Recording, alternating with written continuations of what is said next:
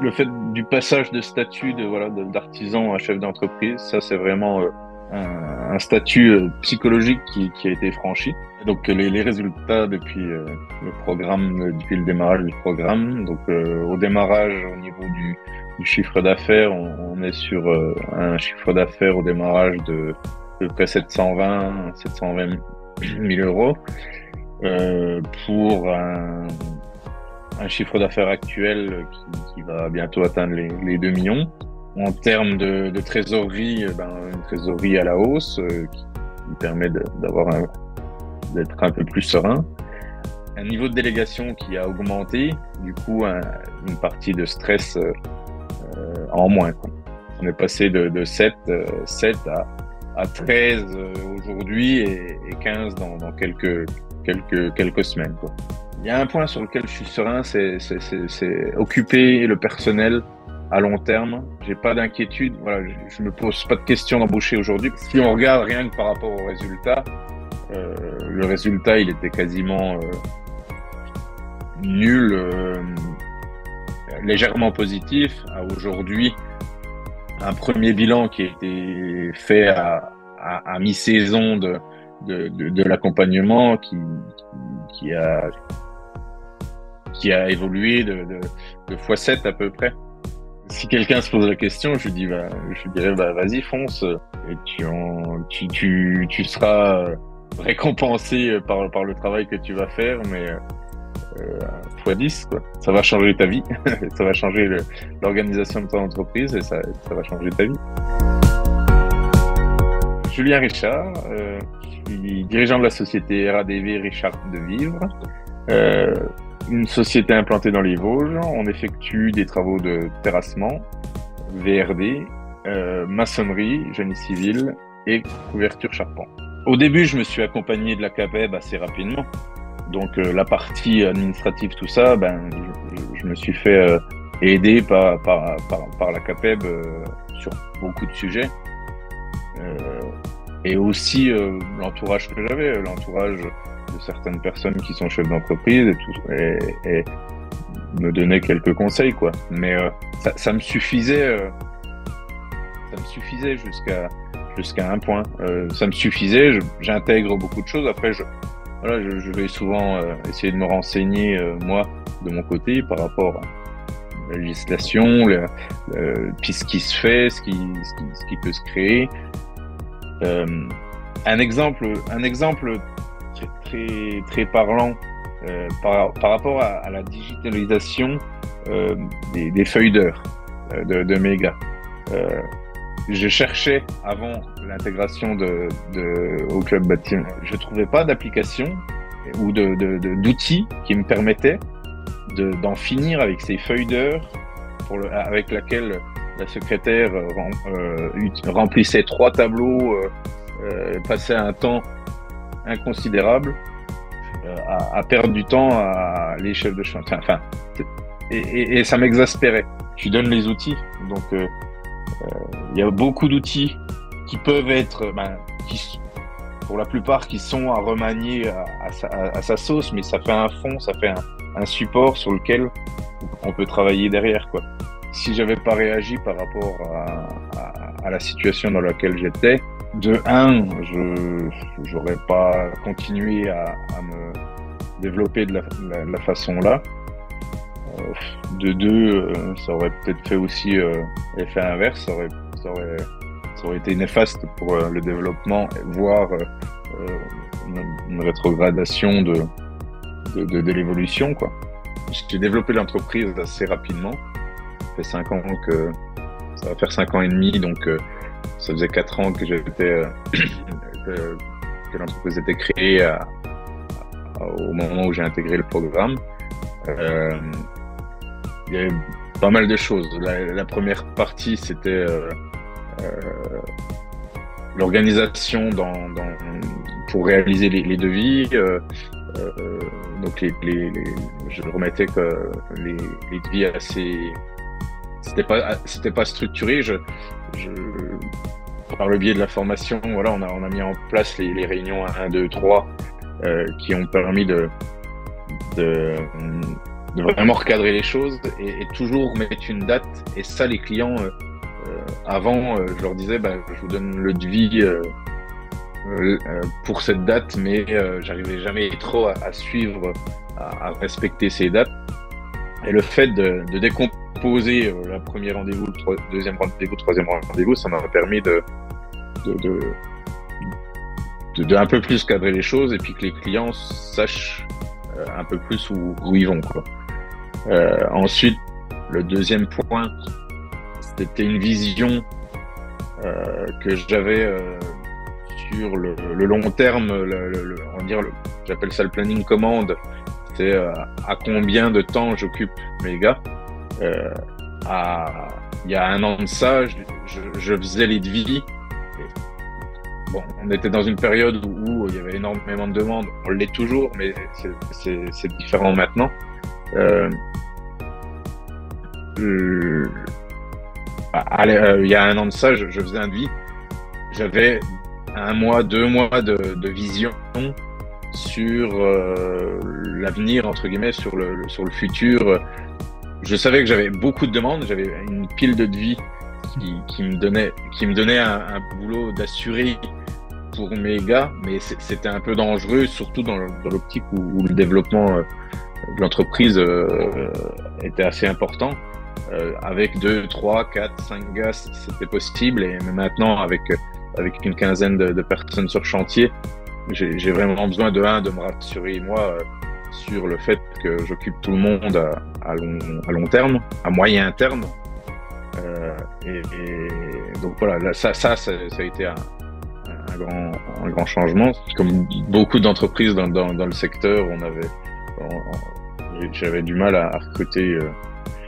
J'ai toujours du mal plus ou moins, mais c'est un peu plus structuré. Donc je sais que par le biais de ce que j'ai vu ces derniers mois, ça m'améliore quand même pas mal la façon de qualifier mon recrutement, surtout.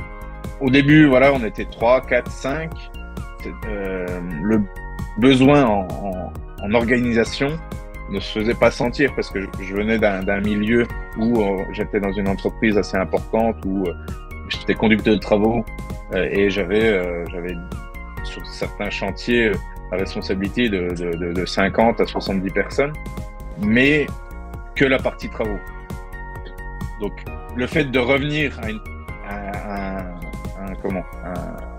une organisation plutôt artisanale a fait que j'avais beaucoup moins d'organisation chantier à faire, mais j'ai eu la partie organisationnelle administrative que je faisais très peu. Il y a un moment où il y a tellement de choses à faire que savoir déléguer, mais pour savoir déléguer, il faut avoir une organisation, et créer une organisation administrative quand on n'a pas fait énormément d'administratif, j'entends par là surtout social aujourd'hui et depuis 5 ans, la partie chiffrage, elle m'incombe, et c'est quelque chose que vraiment j'apprécie, mais le fait d'être un peu désorganisé là-dedans, de rentrer, de se former un peu sur le tas, des fois on s'égare et on fait pas les choses comme il faut, quoi. Le point important, voilà, c'est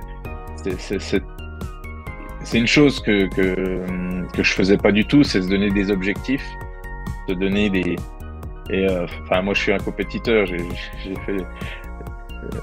fait du basket et l'esprit faire du sport, l'important c'est de participer. Moi j'ai jamais été trop adepte. Moi l'important c'est de gagner. et voilà, quand j'ai des objectifs, on en a déjà parlé avec toi ou Erwan, tous les objectifs que je m'étais donnés, ils sont au niveau chiffrage par exemple. Les objectifs chiffrés, j'ai réussi à largement les remplir. Comment je me sentais vis-à-vis de la situation dans laquelle j'étais? Je pense que j'y pensais pas trop. J'anticipais pas non plus le développement. Mon souhait, c'était de développer atteindre à peu près le niveau auquel je suis à long terme. Mais il n'y avait pas vraiment d'anticipation par rapport, voilà. Je suis arrivé à ce moment-là à une taille d'entreprise, voilà, 5, on était à peu près 5-6, je sais plus. Et ça venait assez naturellement, la croissance venait assez naturellement. La gestion du moment était assez instinctif. Mais voilà, je me suis dit, je me suis dit avant même de développer, j'ai pas attendu d'être dans le trou pour m'en ressortir. J'ai préféré prendre les devants et me dire, voilà, Julien, tu es en train de développer, donc il faut que tu prennes une autre stature, la stature plus de l'artisan, la stature de chef d'entreprise. Et c'est ça qui, naturellement, m'a fait rechercher. Et voilà, je pianote sur Facebook, je pianote sur des réseaux sociaux, sur LinkedIn ou les choses comme ça. Et c'est en fait le fait de voir des publications, notamment les tiennes, qui m'ont dit, tiens, Julien, est-ce que ça serait pas le moment de te faire accompagner? Parce que tu arrives, tu as fait un bon boulot jusqu'à présent, mais si tu veux le poursuivre, il faut te faire aider parce que tu sais pas tout et que tu as besoin d'être accompagné pour le faire dans de bonnes conditions, quoi. Comment je suis rentré en contact avec le club bâtiment? C'est simplement une pub Facebook qui m'a fait découvrir le club bâtiment. Voilà, sur le coup, j'ai vu la pub de Facebook, j'ai cliqué dessus, je suis un peu rentré dedans. Après, je suis allé voir une ou deux vidéos. Après, j'ai pris contact avec toi.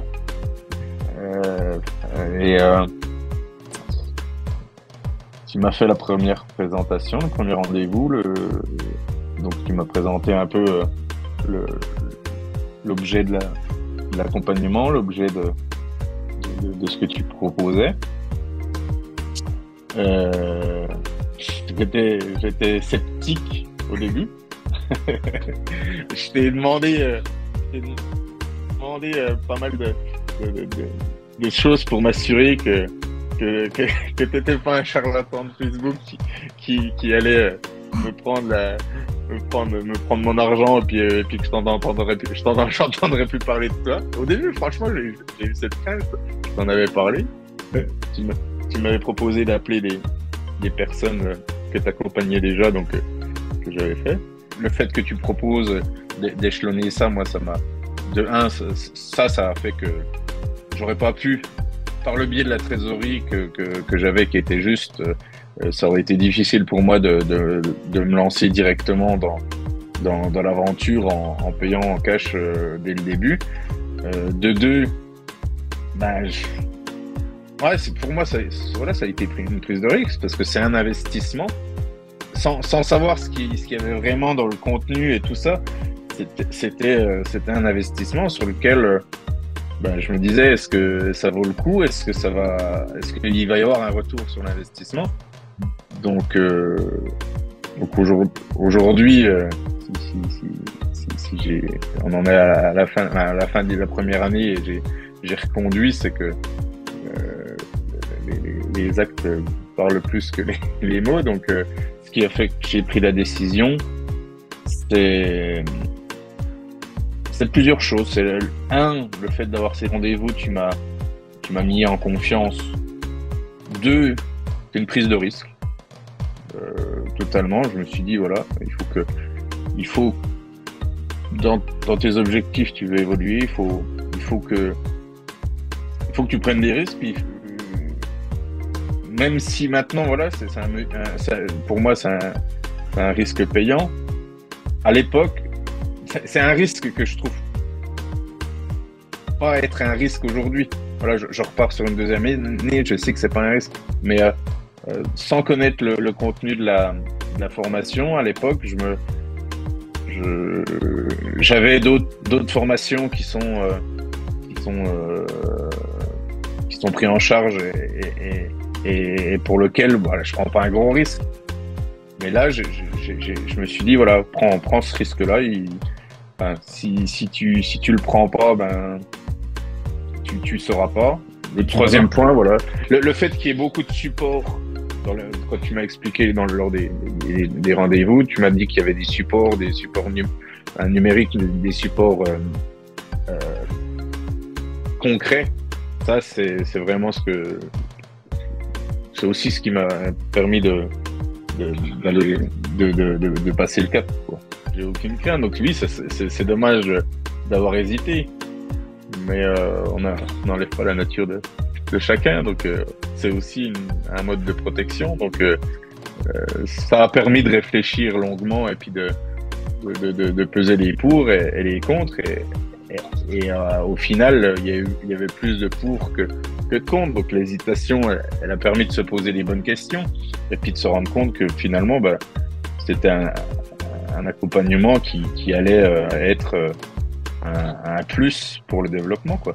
Quel conseil je pourrais donner aux entreprises aux entrepreneurs, aux personnes qui hésitent à franchir le pas, ben, des conseils, je vais dire, je vais vous donner des résultats. Voilà, c'est une augmentation du chiffre d'affaires, c'est une augmentation de la trésorerie, c'est un investissement de base qui a été rentabilisé assez rapidement. Le programme d'accompagnement se déroule avec une visio tous les mois qui sont axés sur le travail fait sur le mois écoulé.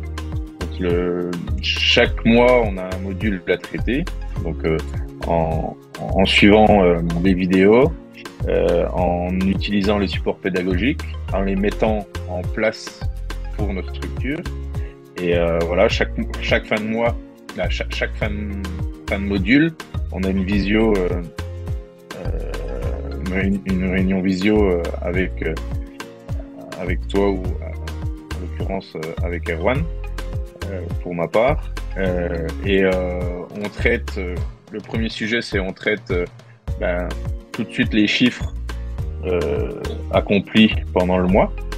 Donc les chiffres de vente, les chiffres de devis. On regarde si tout est ouvert par rapport aux objectifs que l'on s'est fixés. Ensuite, la deuxième partie, on traite le sujet du mois. On revient sur tout ce qui a été vu pendant le mois, chaque module, chaque sous-module. Et voilà, la première grosse partie qui était composée de 3 modules, je crois, c'est la partie vente. Ensuite, on a la partie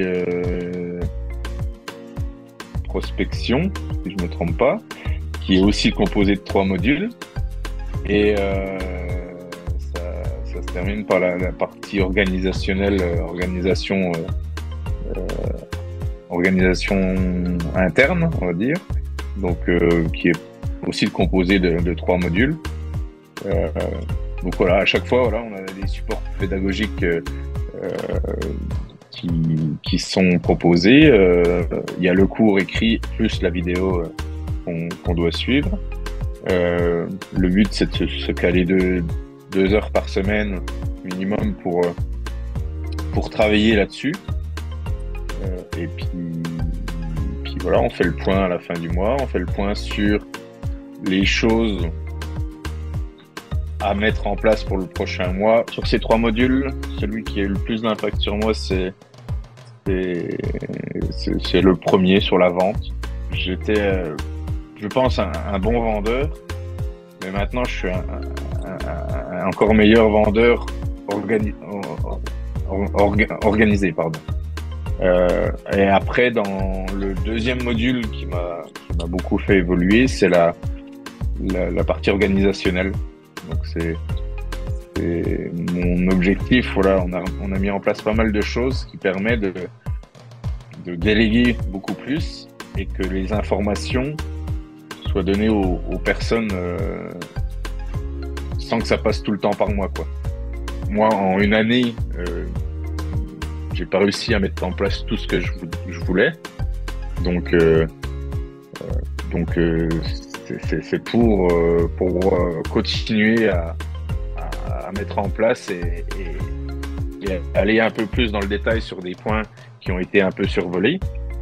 Et voilà, on va attaquer cette deuxième année, puis on verra bien à la fin de cette deuxième année si on rempile sur la troisième. Mais si ça se passe de la même façon, il n'y a pas de raison. L'objectif, voilà, c'est de pouvoir un peu couper plus que je ne le fais aujourd'hui. Donc, pour passer du temps à remplir le rôle paternel. Et puis, ouais, non, l'éducation, et puis ouais, se donner un peu plus de temps pour ça, quoi.